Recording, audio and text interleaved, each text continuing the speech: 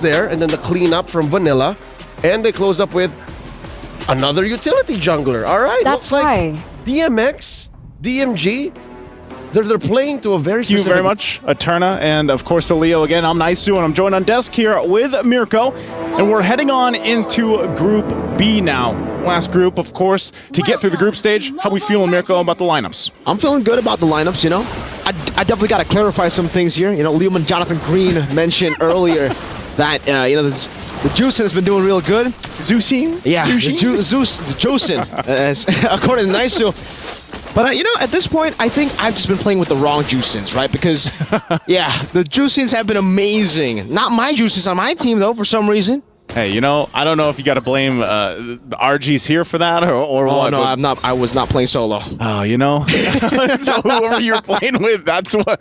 Well, who was that? You know, it wasn't me. But look, I would say this as far as the lineups here that we have for this game number 1 between Net Angels and Dreammax Girls.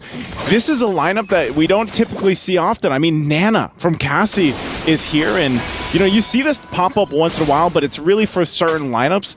This one can work though, because if you think about it, you've got a great setup potential with this. You play down into the Zaman Force, the Z Force, you drop down the Blitz. Whoa, oh, early aggression already from Vanilla. By the way, Vanilla from Indonesia, an import. I'm surprised with this. I was actually, when I saw that, I was like, man, how did they end up even getting Vanilla, you know, to compete for this? But great to see from Net Angels bring in some import as well. It's really, really cool, definitely, right, to see an Indonesian player playing for Net Angels here from Myanmar. So, technically, this is the first time I think that Myanmar has like an import going on for them, right? Because even for the men's team, we don't really see imports from the Myanmar region. So, really, really cool to see that already. Net Angels in the early game, though. You can see that aggression. Vanilla definitely has that signature Indonesian aggression as the Roger in this game. And it seems for now, Keria in the mid lane will have a bit of a tough time flying, doing some damage. Back Angelus.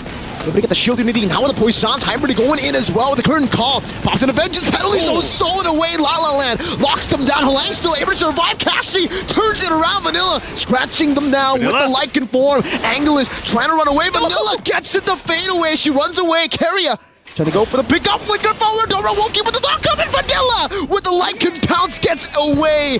Great response from Koo. Hey, that import's looking pretty good right now, right? What a play. What a just a showcase of the mechanical skills here from Vanilla, as we were talking about. But the team, too, I mean, even from Koo, able to get that knock up there with that jump to keep her alive, basically, and help play that out. We're going to take a look at the STC replay. Look at this. This is masterful. Great setup, though, also, you know, from a DMG. But, man, Vanilla goes in. It's 1 versus 2 here. Cassie's like, I'm going to go back. Never mind. We're going. And then Keria jumps in under the turret. But look at that. That little knock-up was enough to buy some time to go ahead and cap on it. You could see the reaction there from Keria. Now Turtle, though, for the taking. Good Menace Fury by Koo, now with the penalty zone from Lang as well, locking him down for the boomerang to do so much damage. Angelus will just be taken out.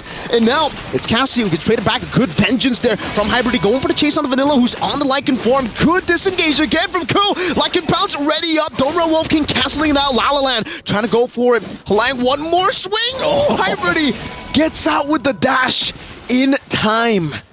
Oh, man. I got to give it up to Koo again. Time and time again, she's there. She's playing the part, playing the role. This Minotaur is a nuisance because every single time DMG wants to go for a kill, it's like, man, Koo's in the way. And as they go on from the game, I mean, no one's been able to get the turtle just yet, but they just want to kind of duke it out. You know, they just want to fight for this. Still, both teams kind of waiting for the junglers to get in position here. So Angelus will go ahead and start this up. She's got the Molten Essence too, gonna help damage the turtle just a little bit, you know, very minuscule for now, but still kind of pushing and pulling between the turtle pit. Gonna heal up from here too. I've already joined, so now Keria on the front side. Oh, the full target onto Vanilla, the current call, the penalty zone, but now they're all gonna be caught in the Menace Fury. 2 members knocked up, the turtle gonna be secured by Angelus there, as Cassie goes in with the boomerang, picking up a double kill. Keria running away, as Koo and Cassie will disengage, going back into the mid lane, and now maybe go for a few shots on that turret. Gotta respect that damage. You know, you don't see Nana often, but when she does come through, the damage potential is quite surprising this early on even. You know, now the fact that Cassie's got 3 kills in her hands, she's going to scale it pretty well. Starlium Scythe also being picked up here by Sakoshi, has that available. Oh, Cassie able to survive. Flickers, burns the flicker, but that's all right. You avoid pretty much death here. And so with that, again, when you're talking about the objectives and fighting around it, the lineup that Net Angels had gives them the small advantage. So if you are DMG, you really want to play against that. And also for La La Land, you know, great movie, by the way, but La La Land, you want to be able to pick the right ultimates here. And when you're thinking about it, what do you take? Is it a penalty zone? Is it a Minoan Fury? Do you take your own Melina Blitz? I mean, you have a lot of choices here. Definitely a lot of choices to go for. That's true. I think still it's either Minions Fury or Penalty Zone. Great moments to set. Yeah. Unless your team already gets a combo in. And I think right now, she actually does have the Melina Blitz. So really trying to hope for carry or at least Angelus to really look for a big set or pick. By the way, also love that movie. Ryan Reynolds and Emma Watson, right? Yeah, that's great. You know? Check it out if you guys haven't. But, you know, I'm sure that maybe the next person to interview, if they ever get a chance, ask La La Land if that's her favorite movie. Right? Going back to the game here, you can already see Melina Blitz is being held on, but I think it's more so like, let's make a play here on the bottom side. They go in. Catching Ku, she's still able to just heal back up. Motivation Roar.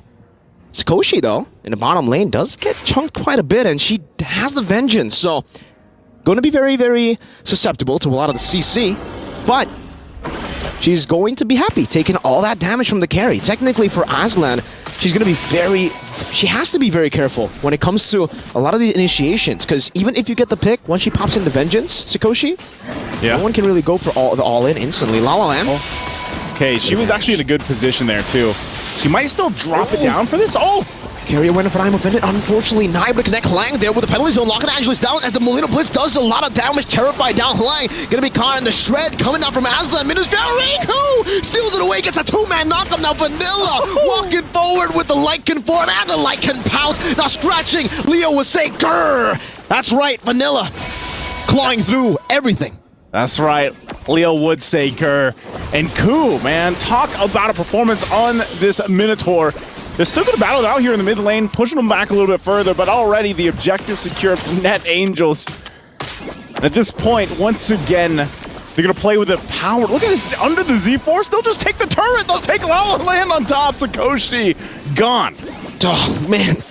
Just like at the Oscars, man. When you think La La Land is about to win it, Moonlight comes over and wins the Oscar. Yeah. Sakoshi's Moonlight. Sakoshi's Moonlight. That's pretty much it. And, you know, with that, the kill that Sakoshi just got, too, against La La Land, it's going to help Sakoshi build up. Already the Feather Heaven locked in, working on the third item here. And this is where we see, I mean, how many times have we seen that matchup, actually, between the two gold laners where it's a carry and a Harith? And a lot of the times, especially when you get to the mid to late game, the Harith is still shining. But if carry can actually survive, we're talking about positioning, because if you're talking about range or position-wise, carry's got to do a lot more work. You know, for the Harith, you just drop down the Zaman Force, you bob and weave through it with the Synchrovision, and you're popping off, you know, at that point. Especially when there's not a lot of, like, lockdown CC. There isn't. Oh, hold on, top side. Wow, great escape still. Even though there's some damage down there, that's a 3-man knockup straight into the Zaman Force, like you mentioned, popping the Vengeance and Vanilla. Now with the Lycan pounds onto Aslan under the turret. Goes back to gun form, goes on to La La Land. Oh no, she's trying to go for it, she's trying to survive, but Sakoshi again. Moonlight strikes again. Moonlight strikes again. La La Land has to dance, but unfortunately will not be able to move on from that position under the turret. Turret secured as well. Man, Vanilla, super impressive, of course. And they're going to take a look at the STC replay. This was a great choice to try to set things up, but time and time again, Ku on point with the Minoan's Fury, and then the cleanup crew comes in, Vanilla and Sakoshi. Gonna miss a couple shots, but then it cleans it up anyway. Exactly what they need, plus the objective is secured. You know, so I was talking about that. The scaling potential with this Harith is going to be at a crucial point already. We had the 2 items already locked in. Now with that whole interaction, you know, you're much better in a position now for the objective once it comes up here. And, you know, the Lord's already up. Endless Battle also picked up here. It looks like the Holy Crystal is going to be worked on. Usually we see it picked up, what, before the 11-minute mark, I would say, and you're on to a good position already. And it looks like she's going to do just that. So Lord's up. They're going to start it out. Looks like Vanilla's going to go ahead and pull up the Lord for Dreammax. How are they going to do this? How are they going to approach this? You're going to force it in. It's already a quarter of the health. It does go through a reset. Oh, but Carriad really trying to struggling here, trying to find an opening. It might be all up to her, because Angelus also kind of waits in the backside just to get the information. But look at Halang, the threat alone for herself. That might just be a free Lord. Whoa, Hybrid trying to go for the steal. It's very tough to do that on a CC. And you can see it, you know, Hybrid got to pay the price there. Also using a Vengeance, by the way. I felt like she thought she was more tanky. With a Vengeance. With a Vengeance. But, you know, and it was kind of like we didn't have much of an option to do anything there if you're Dreammax girls, because they were kind of just watching the Lord get taken. Then it was like, you know, Carrier can't find an angle. So, you know, what's the plan there? And unfortunately, that wasn't it. So now they're going to work through this Lord, take it down. They run back to the tier 2 in the mid lane, but this is going to get taken as well. And they might still, again, force a fight, force a situation under DMG. Lord should be taken care of even before it gets to the turrets. But keep an eye, Net Angel still could possibly fight under the turrets, get these shields popped. It looks like they're going to make their way top side too. You got La La Land holding on to the penalty zone. So actually, that might be enough. But here goes the shield in the mid lane.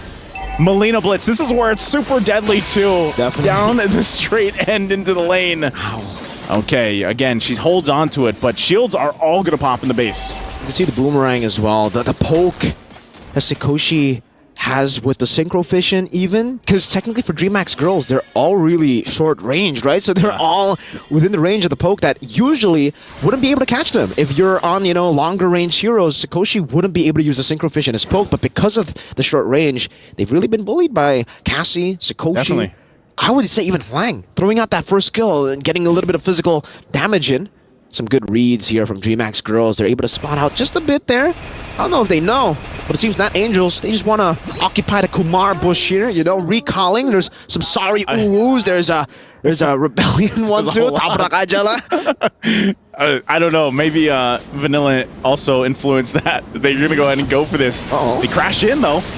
Vanilla running back to the team right now, gets certified down. That's a good penalty zone and the curtain call, but now it's another penalty zone coming in from Huang, and that's Sikoshi with the Zaman Force going back and forth. La La Land still able to dash out of the synchro fission, flickers out too. Meanwhile, Vanilla somehow still surviving, despite her being the first target that Dreammax girls went for. Hybridy, she wants to go for a trade. Oh no, Vanilla goes in for the clear, onto the wave, now goes in for the chase. Hybridy, can you run away? No Vengeance. Now knocked up by the Minotaur, gunned down and scratched down by the Lycan. Is this a tank, Roger? Like, what is going on here? She got crashed in and still managed to be okay enough. She's not. She's damaged, of course. She's only got that War Axe too, but man, talk about just items locked in across the board for Net Angels. Well on their way at 10,000 gold ahead from DMG. And you see that even when DMG tries to make a play, they try to set something up, try to get anything that they can. Ultimately, they can't because they're outgunned, they're out-itemed. You know, and at this point, we're talking about they don't have any space to move around with. They have no turrets down. This objective goes in the hands easily of Net Angels. So DMG, you know, we've seen this before in the past, you know, where teams are behind and they have 10,000 gold to work against. And really, when you have to kind of break it down, like how do they stay in this? How could they possibly turn the tables here against Net Angels and what they've been able to do? And also with the idea that they're going to get forced to fight even under the turrets. It's more so of survive the best you can in your base, hope that you withstand the push from this Lord, and then slowly turn things around. These kills also have to go to Aslan. But now Lord already on top side. They're going to have to defend against it. Keep an eye also on Halang. Flickers aren't available just yet. Turret's going to go down though.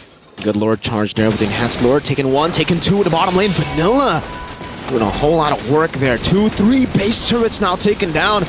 They're looking for the end game. Carrier really needs to go for a big play. Melina Blitz stolen away. Aslan to be able to pop or get out. Midas Fury 5-man knocked up in the air for the synchro fission to wrap things up.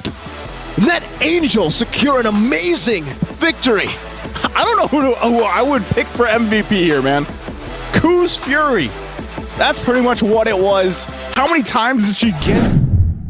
And that was a steamroll from Net Angels. Hey, that's one way to put it, but just to throw it back to the start, what really led to Net Angels flying away, get it? With Got the it. victory, yeah, Because angels have wings. Okay. was the start. I'm talking like first 1.5 to 2 minutes. DMX girls, they tried to pick fights wherein, yeah, your lineup does spike up relatively quicker than Net Angels, but I think it came down to the mechanics. So DMX, you were looking for fights, and Net Angels, were they ready to serve it up? Like, they also wanted to fight, and well, eventually 8 minutes in, 9 minutes in, they were at 4K, 5K, 6K, 7K, and then eventually just snowballed out. Yeah. At some point, they were 10K plus, right? I think we'll get a little bit more of a read on the data and the numbers later on. But again, I like that you mentioned that earlier on, right? Even though DMG, they were far behind, they still were so aggressive in these team fights, still looking in for picks. There were so many moments that even Ruby, right, went in very aggressively.